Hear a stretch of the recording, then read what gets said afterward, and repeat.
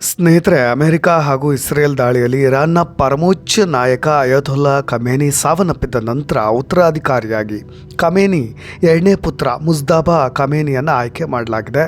ಇದೇ ಈಗ ಮೂರನೇ ಯುದ್ಧಕ್ಕೆ ಜಗತ್ತಿನ ರಾಷ್ಟ್ರಗಳು ಪ್ರವೇಶ ಮಾಡಲಿವೆ ಅನ್ನೋ ಕುತೂಹಲವನ್ನು ಮೂಡಿಸ್ತಾ ಇರೋದು. ನೋಡಿ, ಅಚ್ಚರಿ ಎನ್ನುವಂತೆ ಈಗಾಗಲೇ ಪ್ರತ್ಯಕ್ಷವಾಗಿಯೇ ರಷ್ಯಾ, ಚೀನಾ, ಇರಾನ್ ಪರ ಜಾಗತಿಕ ಸಮರಕ್ಕೆ ಎಂಟ್ರಿ ಕೊಡ್ತಾ ಇದ್ದಾವೆ. ಅಮೆರಿಕಾಗೆ ತಿರುಗೇಟನ್ನು ಕೂಡ ಕೊಟ್ಟಿದ್ದಾವೆ. ಒಂದು ವೇಳೆ ಮುಜ್ತಬಾ ತಂಟೆಗೇನಾದರೂ ನೀವು ಬಂದರೆ ಇನ್ನೆಂದೂ ಕೂಡ ನಾವು ಸುಮ್ಮನೆ ಇರೋದಿಲ್ಲ ಅಂತ ಹೇಳಿ ಚೀನಾ ಒಂದು ಕಡೆ ಗುಟ್ರನ್ನ ಹಾಕಿರೋದು. ನಮ್ಮ ಮುಂದಿನ ಟಾರ್ಗೆಟ್ ಏನಿದ್ರು ಇರಾನ್ನ ಉತ್ತರಾಧಿಕಾರಿ ಮುಜ್ತಬಾ ಅಂತ ಹೇಳಿ ಅಮೆರಿಕ, ಇಸ್ರೇಲ್, ಇರಾನ್ಗೆ ಬೆದರಿಕೆಯನ್ನು ಹಾಕದಂಥ ಬೆನ್ನಲ್ಲೇ ಈ ಎಲ್ಲ ಬೆಳವಣಿಗೆಗಳು ನಡೀತಾ ಇರೋದು. ಇದು ಇನ್ನೊಂದು ಮಹಾ ಸಂಘರ್ಷಕ್ಕೆ ದಾರಿ ಮಾಡಿಕೊಡ್ತಕ್ಕಂಥ ಸಾಧ್ಯತೆಗಳನ್ನು ಹೆಚ್ಚಾಗುವಂತೆ ಮಾಡ್ತಾ ಇದೆ. ಅಂತೂ ಒಟ್ಟಿನಲ್ಲಿ ಖಮೇನಿ ಹತ್ಯೆ ಸುಳ್ಳಲ್ಲ ಅನ್ನೋದನ್ನು ಉತ್ತರಾಧಿಕಾರಿಯಾಗಿ ನೇಮಿಸೋ ಮುಖಾಂತರವಾಗಿ ಇರಾನ್ ಈಗಾಗಲೇ ಒಪ್ಕೊಂಡಂತಾಗಿಬಿಟ್ಟಿದೆ. ಇನ್ನೊಂದು ಕಡೆ ಅಧ್ಯಕ್ಷ ಟ್ರಂಪ್ ಇರಾನ್ನಲ್ಲಿ ನಾಯಕನಾಗಲಿಕ್ಕೆ ಬಯಸ್ತಕ್ಕಂಥ ಪ್ರತಿಯೊಬ್ಬರೂ ಕೂಡ ಅಂತಿಮವಾಗಿ ನೀವು ಸಾವನ್ನು ಎದುರಿಸ್ತೀರಿ ಅಂತ ಹೇಳಿ ಖಡಕ್ಕಾಗಿಯೇ ಸ್ಟೇಟ್ಮೆಂಟನ್ನು ಕೊಟ್ಟಿರೋದು. ಅವರು ನಮ್ಮಿಂದ ಅನುಮೋದನೆ ಪಡೆಯದಿದ್ದರೆ ಅವರು ಹೆಚ್ಚು ಕಾಲ ಉಳಿಯೋದಿಲ್ಲ, ಈ ಭೂಮಿ ಮೇಲೆ ಬದುಕೋದಿಲ್ಲ. ಅವರು ಮತ್ತೆ 5 ವರ್ಷ ಹಿಂದಕ್ಕೆ ಹೋಗಬೇಕಾಗತ್ತೆ. ಇಲ್ಲದಿದ್ದರೆ ನಮಗಿಂತಲೂ ಕೂಡ ಕೆಟ್ಟ ಭೀಕರ ಪರಮಾಣು ಶಸ್ತ್ರಾಸ್ತ್ರಗಳನ್ನು ಅವರು ಹೊಂದಿರಬೇಕಾಗತ್ತೆ.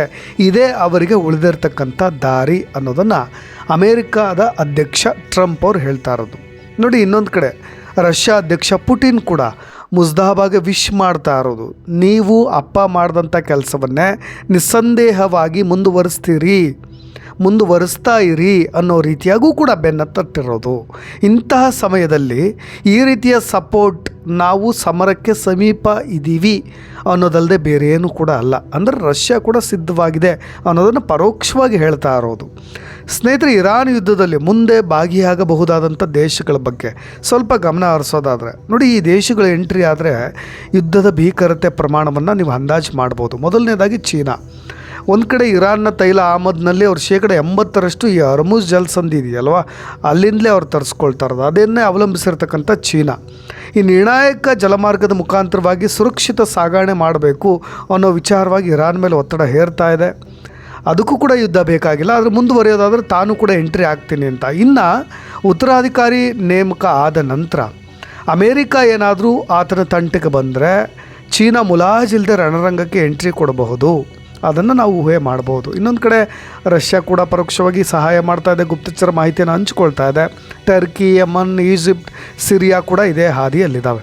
ಇನ್ನು ಇರಾನ್ ರಾಷ್ಟ್ರಕ್ಕೆ ಸಪೋರ್ಟ್ ಮಾಡ್ತಾ ಇದ್ದಂಥ ಲೆಬನಾನ್ ಹೆಜ್ಬುಲ್ಲಾ ಬಂಡುಕೋರ ಪಡೆಯನ್ನು ಸೆದೆಬಡಿಯೋ ನೆಪದಲ್ಲಿ ಇಸ್ರೇಲ್ ಮತ್ತು ಅಮೆರಿಕ ಕಾನೂನು ಬಾಹಿರವಾಗಿ ಮನುಕುಲವನ್ನೇ ನಾಶಪಡಿಸ್ತಕ್ಕಂಥ ಅಸ್ತ್ರ ಪ್ರಯೋಗಕ್ಕೂ ಕೂಡ ಮುಂದಾಗಿರೋದು.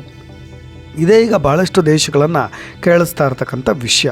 ಒಂದು, ಮನುಕುಲದ ಘಾತಕ ವಸ್ತುವಾದಂಥ ರಂಜಕದ ಸ್ಫೋಟಕಗಳನ್ನು ಕಾನೂನು ಬಾಹಿರವಾಗಿ ಪ್ರಯೋಗ ಮಾಡಿದೆ ಅಂತ ಹೇಳಿ ಮಾನವ ಹಕ್ಕುಗಳ ಕಣ್ಗಾವಲು ಸಂಸ್ಥೆ ಆರೋಪ ಮಾಡ್ತಾ ಇದೆ. ನೋಡಿ, ಯುದ್ಧೋನ್ಮಾದ, ಮೆಟ್ಟಿ ನಿಲ್ಲಬೇಕು ಅನ್ನೋ ಹಠ, ನಾವೇ ಗೆಲ್ಲಬೇಕು ಅನ್ನೋ ಈ ಸ್ವಾಭಿಮಾನ ಒಂದು ದೊಡ್ಡ ಆತಂಕವನ್ನಂತರೂ ಸೃಷ್ಟಿ ಮಾಡ್ತಾ ಇದೆ. ಇದೊಂದು ಅಪಾಯಕಾರಿಯಾದಂಥ ನಿರ್ಧಾರವೂ ಕೂಡ. ನೋಡಿ, ಬಿಳಿ ರಂಜಕ ಅಂದರೆ ಏನು? ವೈಟ್ ಫಾಸ್ಫರಸ್ ಸದ್ಯ ಚರ್ಚೆ ಆಗ್ತಾ ಇರ್ತಕ್ಕಂಥ ವಿಷಯ. ಮೇಣದ ರೂಪದಲ್ಲಿರ್ತಕ್ಕಂಥ ಒಂದು ರಾಸಾಯನಿಕ ವಸ್ತು. ಏನು ಮಾಡುತ್ತಿದ್ದು ನಮಗೆಲ್ಲ ಗೊತ್ತಿರೋ ಹಾಗೆ ಆಮ್ಲಜನಕದ ಜೊತೆ ಬೇಗ ರಿಯಾಕ್ಟ್ ಆಗುತ್ತೆ. ಅಂದರೆ ವಾತಾವರಣದಲ್ಲಿರ್ತಕ್ಕಂಥ ಆಕ್ಸಿಜನ್ ಸಂಪರ್ಕಕ್ಕೆ ಏನಾದರೂ ಇದು ಬಂದರೆ ಆಟೋಮೆಟಿಕಲಿ ಸ್ವಯಂ ಪ್ರೇರಿತವಾಗಿ ಇದು ಹೊತ್ತು ಹುರಿಲಿಕ್ಕೆ ಸ್ಟಾರ್ಟ್ ಮಾಡುತ್ತೆ. ಇದನ್ನು ಆರಂಭದಲ್ಲಿ ಬಳಸ್ತಾ ಇದ್ದಿದ್ದು ಸೈನ್ಯದ ಚಲನವಲನಗಳನ್ನು ಮರೆಮಾಚಲಿಕ್ಕೆ ಅಥವಾ ವೈಮಾನಿಕವಾಗಿ ದಾಳಿ ಮಾಡಿದಂಥ ಸಂದರ್ಭದಲ್ಲಿ ರಡಾರ್ನ ಕಣ್ಣನ್ನು ತಪ್ಪಿಸಲಿಕ್ಕೆ. ಅಂದರೆ ಇದು ರಕ್ಷಣಾ ಪಡೆಗಳಲ್ಲಿ ಬೇಸಿಕ್ಕಾಗಿ ಪ್ರೈಮರಿ ಒಂದು ಅಸ್ತ್ರವಾಗಿ ಬಳಸ್ತಾ ಇದ್ದರು. ಆದರೆ ಇದೀಗ ಯುದ್ಧ ಸಾಮಗ್ರಿಗಳಲ್ಲೂ ಕೂಡ ಬಳಸಿಕೊಂಡು ದಾಳಿ ನಡೆಸಿದರೆ ದೊಡ್ಡ ವಿನಾಶಕಾರಿ ಪರಿಣಾಮ ಕೂಡ ಬೀರುತ್ತೆ. ಈ ಬಿಳಿ ರಂಜಕ ಹೊಂದಿರತಕ್ಕಂಥ ಈ ಫಿರಂಗಿ ಶೆಲ್ ಗಾಳಿಯಲ್ಲಿ ಸಿಡಿಸಿದ್ರೆ ಅದು ಕೆಮಿಕಲ್ ರಿಯಾಕ್ಷನ್ ಕೂಡ ಆಗುತ್ತೆ. 116 ಫೆಲ್ಟ್ ವೆಜ್ಗಳಲ್ಲಿ ಇದು ಬಿಡುಗಡೆ ಆಗೋದ್ರ ಮುಖಾಂತರವಾಗಿ ಸಣ್ಣ ಸಣ್ಣ ತುಣುಕುಗಳಾಗಿ ತೇಲ್ತಾ ಭೂಮಿಯತ್ತ ಸಾಕ್ತಕ್ಕಂಥ ವಸ್ತುಗಳು ಗಾಳಿಯನ್ನು ಪ್ರವೇಶ ಮಾಡಿದ ತಕ್ಷಣ ಹುರಿಲಿಕ್ಕೆ ಸ್ಟಾರ್ಟ್ ಮಾಡುತ್ತೆ. ಈಗ WHO ಹೇಳೋ ಪ್ರಕಾರ ಗಾಳಿ ಪ್ರವೇಶಿಸ್ತಕ್ಕಂಥ ಈ ಬಿಳಿ ರಂಜಕ ವಸ್ತು 800 ಡಿಗ್ರಿ ಸೆಲ್ಸಿಯಸ್ ತಾಪಮಾನವನ್ನು ಕ್ರಿಯೇಟ್ ಮಾಡುತ್ತಂತೆ. ನೋಡಿ, 800 ಡಿಗ್ರಿ ಸೆಲ್ಸಿಯಸ್ ನಮಗೆ 100 ಡಿಗ್ರಿ ಸೆಲ್ಸಿಯಸ್ನಲ್ಲಿ ನೀರು ಕುದಲಿಕ್ಕೆ ಸ್ಟಾರ್ಟ್ ಮಾಡುತ್ತೆ. ಇನ್ನು 800 ಡಿಗ್ರಿ ಸೆಲ್ಸಿಯಸ್ ಅಂದರೆ ಅದಕ್ಕಿಂತ 8 ಪಟ್ಟು ಹೆಚ್ಚು ಅಂತ. ನೋಡಿ, ಲೋಹವನ್ನು ಕೂಡ ಕರಗಿಸುವಷ್ಟು ಬಿಸಿ ಆಗ್ತಕ್ಕಂಥ ವಾತಾವರಣ ಸೃಷ್ಟಿಯಾಗಿಬಿಡುತ್ತೆ. ಮನುಷ್ಯನ ದೇಹದ ಮಾಂಸ ಕೂಡ ಕರಗಿಬಿಡುತ್ತೆ ಅಥವಾ ಸುಟ್ಟು ಹೋಗಿಬಿಡುತ್ತೆ. ಈ ರೀತಿಯಾಗಿ ಆಗ್ತಕ್ಕಂಥದ್ದು. ಅದನ್ನು ಪ್ರಯೋಗ ಮಾಡಿದ್ದಾರೆ ಅಂತ ಹೇಳಿ ಒಂದು ಕಡೆ ಆರೋಪ ಮಾಡ್ತಾ ಇರೋದು. ನೋಡಿ, ಅಮೇರಿಕ ಯಾವ ಮಟ್ಟಿಗೆ ಹೋಗಿಬಿಟ್ಟಿದೆ ಅಂದರೆ, ನಾವು ದಶಕಗಳ ಕಾಲ ಅಂದರೆ 10 ವರ್ಷಗಳ ಕಾಲ ಇದೇ ರೀತಿಯಾಗಿ ವಾರ್ ನಡೆಸಲಿಕ್ಕೂ ಕೂಡ ಸಿದ್ಧರಿದ್ದೀವಿ ಅಂತ ಹೇಳಿಬಿಟ್ಟಿದೆ. ಅಂದರೆ ಅಮೇರಿಕದ ವಿರುದ್ಧವಾಗಿ ಇರಾನು ಕೂಡ ಇದೇ ರೀತಿಯಾಗಿ ಹೇಳ್ತಾ ಇದೆ. ನಾವೆಲ್ಲೋ ಒಂದು ಕಡೆ ಇರಾನ್ ಶರಣಾಗತಿ ಆಗ್ತಾ ಇದೆ, ಸೋಲನ್ನು ಒಪ್ಕೊಳ್ತಾ ಇದೆ ಅನ್ನೋ ರೀತಿಯಾಗಿ ಹೇಳ್ತಾ ಇದ್ವಿ. ಆದರೆ ಇರಾನ್ ಕೂಡ ಈ ಥರದ ಸ್ಟೇಟ್ಮೆಂಟ್ಗಳನ್ನು ಕೊಡ್ತಾ ಇದೆ, ನಾವು ಅಮೇರಿಕದ ವಿರುದ್ಧವಾಗಿ 10 ವರ್ಷ ಆಗಲಿ ಇದೇ ರೀತಿಯಾಗಿ ಯುದ್ಧ ನಡೆಸ್ತೀವಿ ಅಂತ. ಇತ್ತ ಅಧ್ಯಕ್ಷ ಡೊನಾಲ್ಡ್ ಟ್ರಂಪ್ ಸದ್ಯಕ್ಕೆ ಇರಾನ್ ನೆಲಕ್ಕೆ ಅಮೆರಿಕದ ಸೈನಿಕರನ್ನು ಕಳಿಸುವಂಥ ಯೋಚನೆ ಇಲ್ಲ ಅಂತ ಹೇಳೋ ಮುಖಾಂತರವಾಗಿ ಆರ್ಥಿಕವಾಗಿ ಮತ್ತು ವೈಮಾನಿಕ ದಾಳಿ ನಡೆಸ್ತಕ್ಕಂಥ ರಣತಂತ್ರ ಅವ್ರು ಯಾವಾಗ ಬೇಕಾದರೂ ಏನು ಬೇಕಾದರೂ ಮಾಡ್ಬೋದು. ಟ್ರಂಪ್ ಹೇಳಿಕೆಗಳನ್ನು ನಾವು ತುಂಬ ಸೀರಿಯಸ್ ಆಗೂ ತೆಗೆದುಕೊಳ್ಳೋ ಹಾಗಿಲ್ಲ, ತುಂಬ ನೆಗ್ಲೆಕ್ಟ್ ಆಗೂ ಕೂಡ ತೆಗೆದುಕೊಳ್ಳೋ ಹಾಗಿಲ್ಲ. ಎಲ್ಲೋ ಒಂದು ಕಡೆ ಇದು ದೀರ್ಘ ಯುದ್ಧಕ್ಕೆ ಆಗ್ತಾ ಇರುವಂಥ ಮುನ್ಸೂಚನೆ ಅಂತ ಹೇಳ್ಬೋದು. ನೋಡಿ, ಒಂದು ಕಡೆ ಸರ್ವೋಚ್ಚ ನಾಯಕನ ಕಚೇರಿಯ ವಿದೇಶಾಂಗ ನೀತಿಯ ಸಲಹೆಗಾರರು ಕಮಲ್ ಖರಾಜಿ ಅವರು ಇರಾನ್ ಅಮೇರಿಕಾದೊಂದಿಗೆ ದೀರ್ಘ ಯುದ್ಧಕ್ಕೆ ಸಿದ್ಧವಾಗಿದೆ ಅನ್ನೋ ಸ್ಟೇಟ್ಮೆಂಟ್ಗಳನ್ನು ಕೊಡ್ತಾ ಇರೋದು.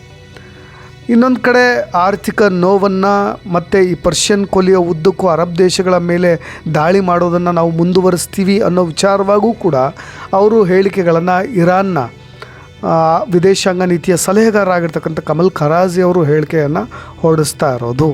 ಇವೆಲ್ಲವುಗಳನ್ನು ನೋಡಿದ್ರೆ ಇದು ಈಗ ಸದ್ಯದ ಮಟ್ಟಿಗೆ ಮುಗಿಯುವ ಹಾಗೆ ಕಾಣಿಸ್ತಾ ಇಲ್ಲ.